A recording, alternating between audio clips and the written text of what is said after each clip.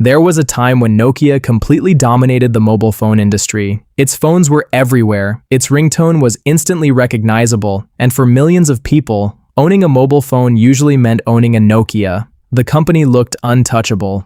Yet within just a few years, the same business that once controlled the market suddenly lost its position to newer competitors and struggled to keep up with a changing industry.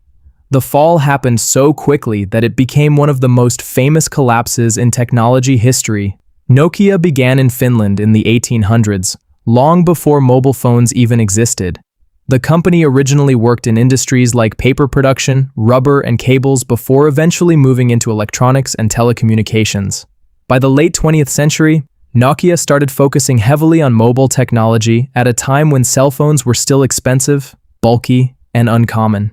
As mobile networks expanded around the world, Nokia positioned itself perfectly for the coming boom in communication technology.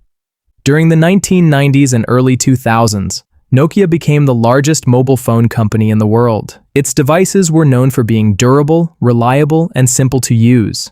Many phones could survive drops, rough handling, and long periods of use without serious problems. Battery life was excellent compared to modern smartphones, and the physical buttons made texting quick and comfortable for millions of users. In many countries, Nokia phones became part of everyday life. The company released a huge variety of devices for different types of people. Some models focused on affordability, while others introduced features like cameras, internet access, music playback, or gaming. Nokia understood global markets extremely well and sold phones across Europe, Asia, Africa, and the Americas. At its peak, the company controlled a massive share of the global mobile phone market and became one of the most valuable technology businesses in the world. Part of Nokia's success came from how recognizable its products felt. The Nokia ringtone became one of the most famous sounds in modern technology. Games like Snake turned simple mobile phones into portable entertainment devices long before app stores existed. The company also built a reputation for trust. People believed Nokia phones would last for years, and many families owned multiple devices from the brand at the same time. But while Nokia was dominating traditional mobile phones, the industry itself was beginning to change. Companies started experimenting with devices built around touchscreens, internet connectivity, and advanced software rather than physical keyboards. Early smartphones already existed, but they were still limited and often difficult to use. Nokia remained confident because it already controlled such a huge portion of the market. Everything changed in 2007 when Apple introduced the iPhone. Unlike earlier smartphones, the iPhone focused heavily on touch controls, smooth software, and a modern app-based experience. The device looked completely different from the phones most people were used to seeing. Around the same time, Google's Android operating system began spreading across multiple manufacturers, giving consumers even more smartphone choices. Nokia initially underestimated how quickly smartphones would replace traditional mobile phones. The company continued relying heavily on older software systems like Symbian, which struggled to compete with the smoother experiences offered by iOS and Android.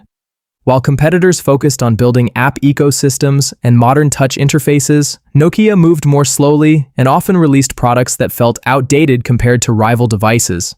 One of Nokia's biggest problems was software.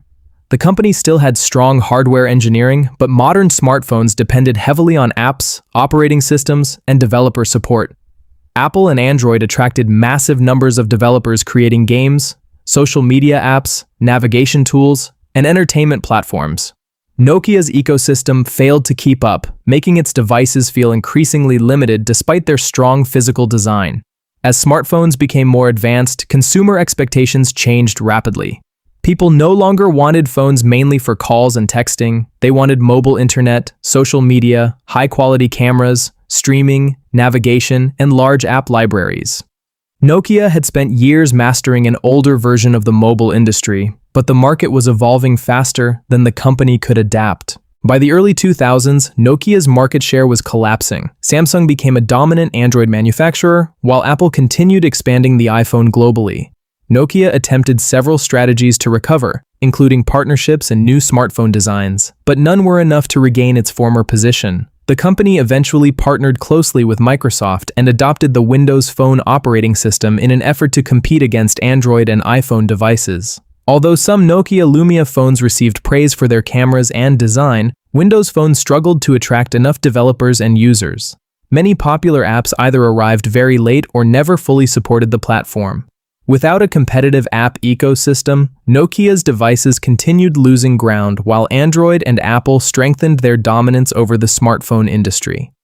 In 2014, Microsoft acquired Nokia's mobile phone business in one of the most symbolic moments in modern technology history. For many people, it felt shocking to watch the former king of mobile phones disappear from the center of the industry it once controlled. A company that had defined an entire generation of communication technology had been overtaken in less than a decade. Even after its collapse in smartphones, Nokia itself did not completely disappear. The company shifted focus toward telecommunications infrastructure, networking technology, and large-scale communication systems. Meanwhile, the Nokia brand later returned to smartphones through licensing agreements with other manufacturers.